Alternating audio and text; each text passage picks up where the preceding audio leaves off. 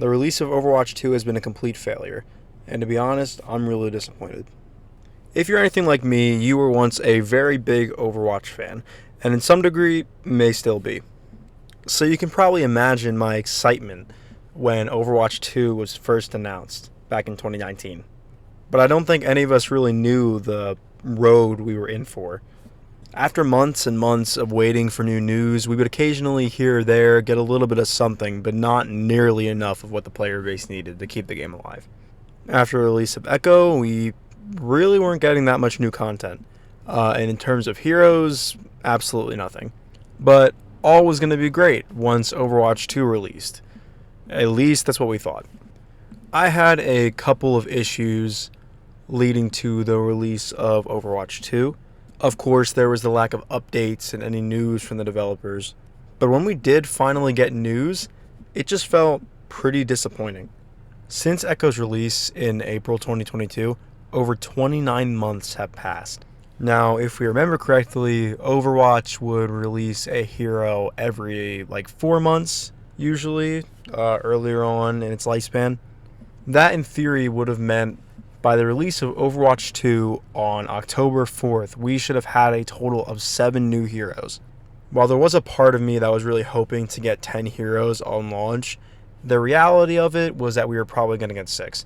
So imagine my surprise when we get shown we are being given just 3 new heroes. Not even 2 for each class. That wasn't even the only thing though. It was eventually announced that Overwatch will be going by seasons once more, but in a different sense of the word this time.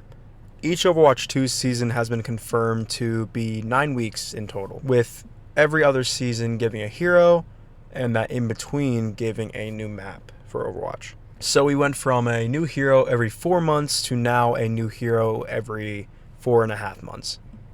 But regardless, I ended up buying the Watchpoint pack for early access to the beta. Getting my hands on the game for the first time, Overwatch 2 was just about what I expected.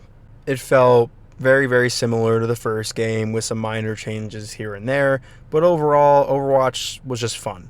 So I was still able to enjoy myself throughout the beta with some friends. But at this point, it had already been announced that the PvE for Overwatch 2 was going to be released at a later date separately.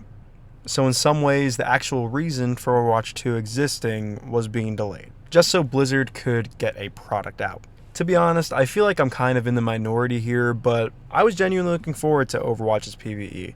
They had made some improvements, and it looked like it could be a lot of fun. Getting to see the heroes we've grown to know and love, participating in this new adventure story mode, seemed pretty interesting to me. So it was pretty disappointing to learn that it wasn't even going to be available when Overwatch 2 actually released. But the news and the development of the game went on. Some weeks go by, and eventually we learn that Overwatch 2 will be officially locking new heroes behind the Battle Pass. This didn't personally affect me too much because I already purchased the Watchpoint pack and was going to have access to Kiriko regardless, but it still felt extremely scummy from Blizzard. Then we also learn days later that Overwatch 2 will be locking the original heroes from new players and people as well. When I had first started to play Overwatch, the devs and the game had a lot of my respect. Because different from other games at the time, if you bought this game once, they were not relying on more money through DLC. If you bought the game once, you had access to all future new heroes, characters, and maps. But I guess that was thrown out the window. The idea of locking heroes just does not sit right with me. Now, why would Blizzard choose to do something that not a single Overwatch fan would actually want? Just so they can get some more money. You know, the world could always use more heroes, if you have the money for it. One of my favorite parts, though, is that they decided to announce this well after the Watchpoint pack was dropped. So after you've spent your money on Overwatch 2 already, they decided to unveil the information that they knew people weren't going to like. But that wasn't all, of course. Lo and behold, Overwatch 2 finally releases. With half the game missing, but it released. And my, what a release it was. Over 24 hours after the game actually released, I still do not feel like I can play the game.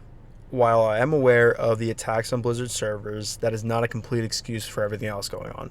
So I eventually get through the very, very, very long queue and try to get into the game.